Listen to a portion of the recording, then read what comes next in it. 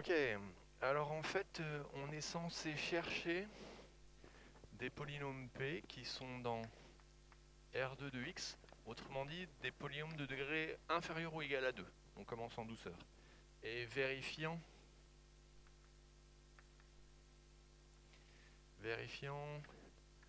2P égale xP'. Et donc ça, c'est une équation d'un nouveau type. Il y a toutes sortes d'équations en mathématiques. On commence par les équations du premier degré, du second degré, des équations polynomiales, des équations fonctionnelles, des équations dérivées au différentiel ou dérivées partielles, avec des matrices, avec des suites. Et bien là, ça y est, on a un nouvel objet, les polynômes, et on a une équation avec des polynômes. Alors attention les gens, l'inconnu c'est pas x, l'inconnu c'est p. On cherche un polynôme p qui va vérifier cette équation là. Alors c'est un peu comme une enquête policière. Bon, moi je trouve ça marrant les polynômes. Alors les étudiants trouvent ça dur, hein, et c'est un chapitre qui est un peu dur par certains côtés, son côté algébrique, mais c'est un peu marrant. Et donc on va se transformer en détective et on va enquêter et essayer de trouver tous les polynômes qui vérifient cette relation-là. Si vous voulez, c'est comme s'il y avait eu un crime et qu'on cherchait le criminel et c'est P. Voilà. Alors par contre, c'est un peu bien d'avoir la bonne méthode et d'être un peu méthodique. Et alors quand vous faites une enquête, votre polynôme au début il est complètement inconnu. Et alors ça, c'est un peu pénible. Il y a trop de variables. Et un peu comme dans une enquête, imaginez, il y a un crime, il y a 7 milliards de coupables, ça fait trop de suspects potentiels. Et donc un bon plan dans une enquête, c'est de faire diminuer le nombre de suspects. Et donc l'algorithme que je vous propose, c'est qu'en premier, on commence par faire simple. On commence par regarder le degré de votre polynôme. Et ensuite, on verra si on peut en déduire des choses sur le polynôme pour réduire le nombre de suspects. Si ça marche pas, il y a des problèmes où ça marche pas, hein, c'est le truc simple, et c'est un bon plan de regarder le terme dominant. Alors vous me direz, les deux sont pas fondamentalement différents parce que le terme dominant contient le degré, il y a juste un coefficient en plus. Effectivement, le terme dominant c'est un raffinement de cette technique du degré, mais donc parfois ça passe pas et ça passe. Cool. Et ensuite, si jamais ça marche pas, une bonne technique consiste à regarder les racines du polynôme.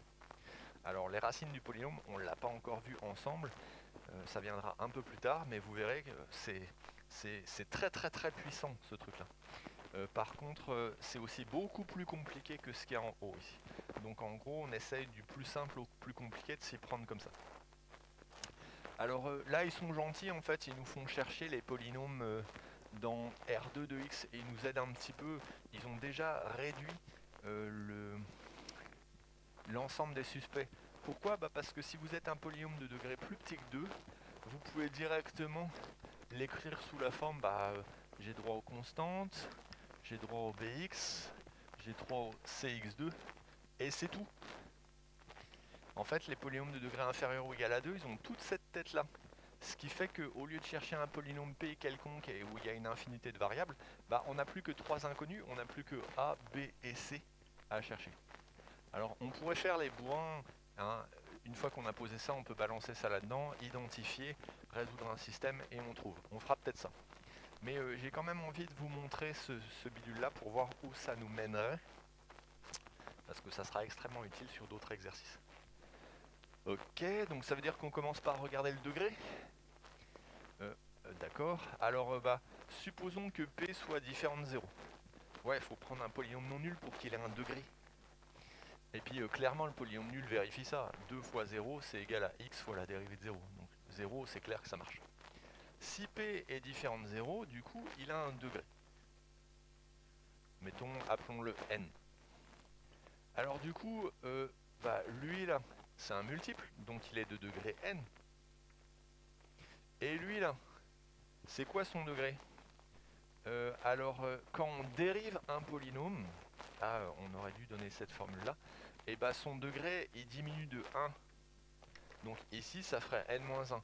Sauf que quand on multiplie par x, on ajoute 1. Donc, oh mince, on trouve n aussi.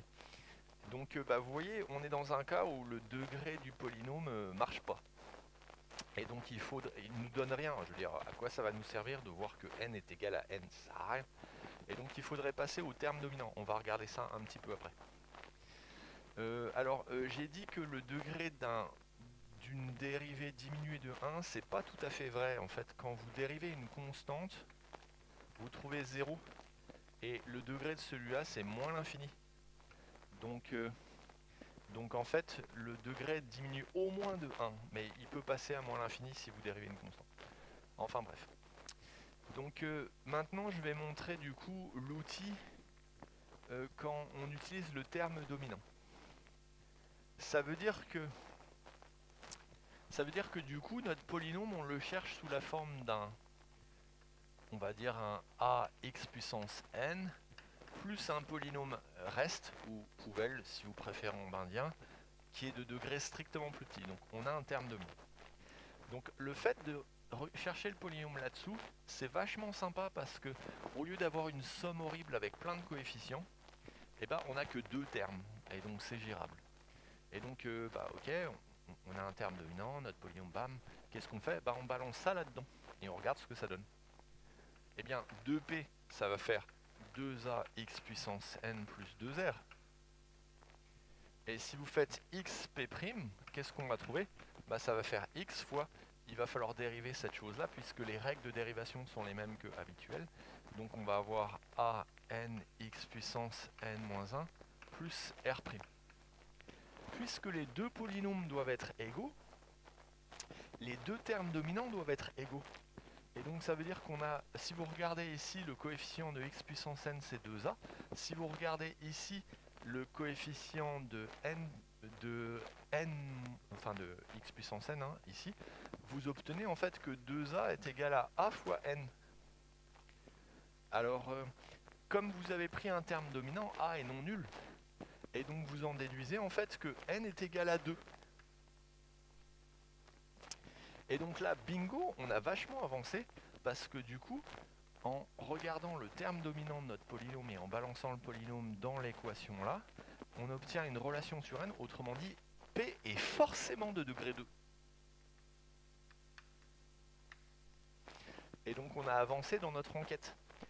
P n'est plus forcément un polynôme quelconque, qui peut être de degré 3, 5, 7, 0. Il est forcément de degré 2p, si ce n'est pas le polynôme nul. Alors j'ai été un peu vite ici, je vais expliquer quand même. Ici on est d'accord, on a un polynôme qui est de degré strictement plus petit que n. Ici on a dérivé r, donc lui il est de degré strictement plus petit que n-1.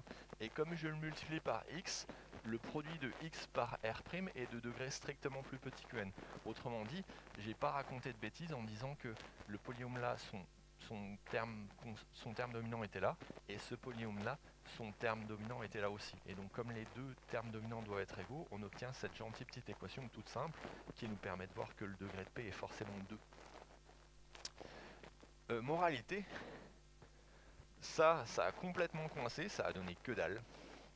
Par contre ça a donné un truc super cool. On en a déduit, vous voyez, si on avait oublié le 2 là gentiment donné par l'énoncé, si on cherchait un polynôme quelconque, vérifions ça, grâce à cet outil là, on sait que P est forcément de degré 2. Ça veut donc dire que le C ici va forcément être non nul, à part pour le polynôme nul. Ok, donc je vous ai un peu embêté avec ça. Maintenant je vais passer à la résolution. Ah, j'avais dit que j'effaçais. Je peux effacer le bout là qui sert à rien.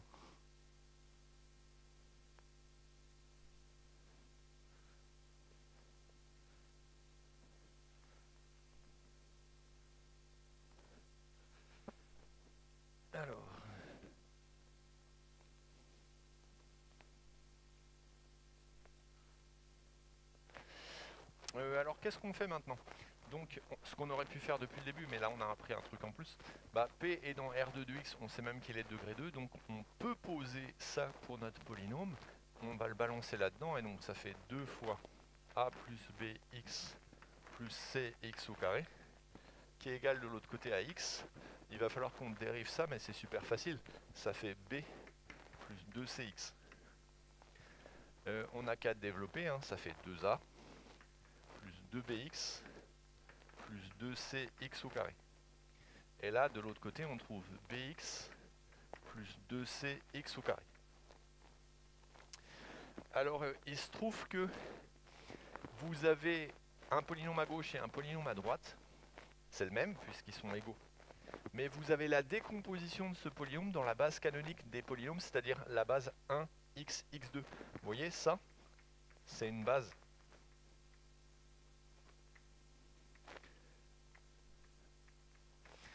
Et ça veut donc dire que, puisque c'est une base, la décomposition d'un vecteur sur cette base est unique. Et ça nous donne le droit d'identifier les coefficients.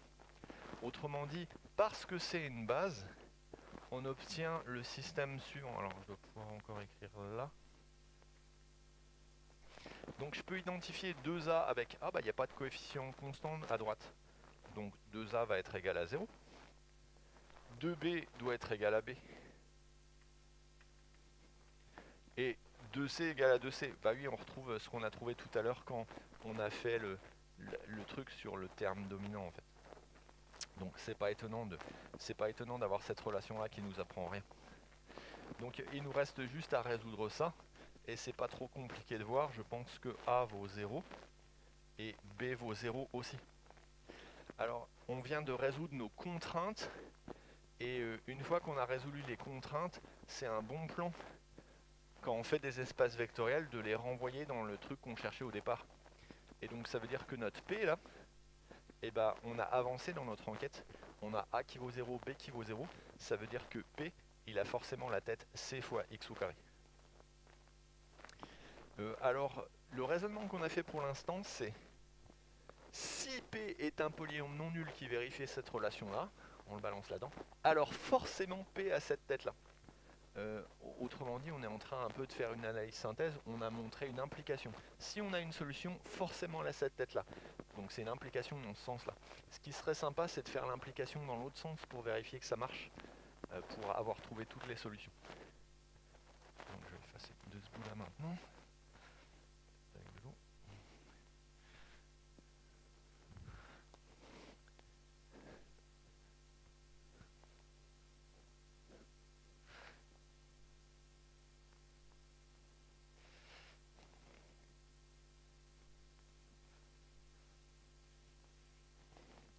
Ok, alors inversement, si P est égal à Cx au carré, avec un C différent de 0, est-ce qu'il vérifie ça?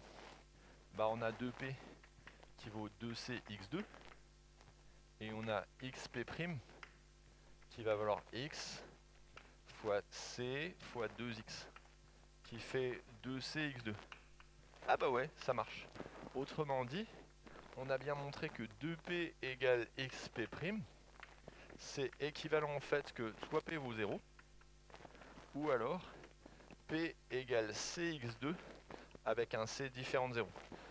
Alors maintenant, on peut peut-être rassembler les deux cas. En fait, tout ça, ça revient à dire que P est forcément égal à un Cx2 avec un C réel.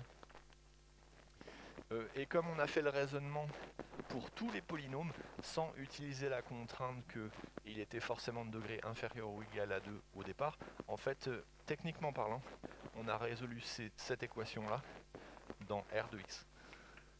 On a fait un peu mieux que ce que nous demandait l'exercice. Et on a terminé. Vous voyez, au bout de notre enquête, on a trouvé tous les criminels.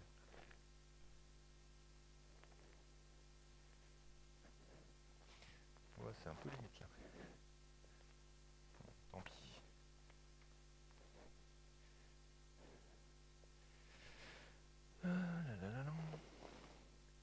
Ah, puis là on voyait pas en bas.